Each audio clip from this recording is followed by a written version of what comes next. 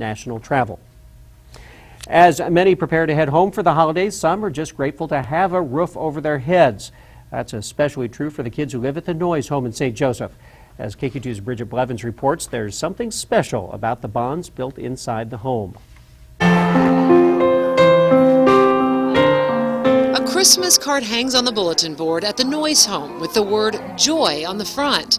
It's a word that describes how many feel about the love and care they receive here. This is the first time I've ever felt like I had a family, like I had a home. Sky Dreesen, a high school junior, settled into the Noyes Home in June. Before that, she was in foster care until she was adopted at 8 years old. I've never been able to be a kid. I've always had to be the grown-up. Like whenever I was small, I had to take care of my little siblings. Now she has grown-ups giving her more attention than she ever imagined. Staff members at the Noyes Home make sure she has everything she needs, including guidance. Even if there's a bad decision made, they help you through it, they coach you, they just really are really helpful. The Noyes Home has been providing care to kids like Sky since 1894.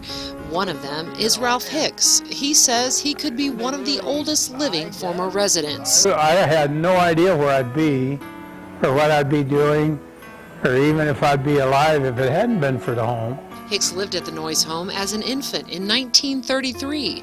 Back then it was called the Home for Little Wanderers. My mother always called it the Home of Little Wonders. Hicks now lives in Wisconsin but still visits St. Joseph just to see the kids. They have people who love them, and I think that's probably the most important thing about it, is people that love them. And even though they're separated by distance and age, both Hicks and Dreesen are forever connected to this home away from home. It just really has changed my life, not having to worry about getting another meal or where I'm going to stay, or just knowing that I'm going to have someone to be there for me, to take me to school, to just support me through all my decisions. I guess it's kind of a way that St. Joseph shows how they feel about children.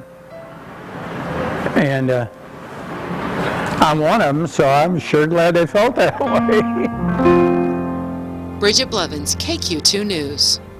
There's no limit on the amount of time kids can stay at the Noyes Home. Right now, more than 40 kids call the Noyes Home home. They range in age from infants all the way to teenagers. Still ahead at 10.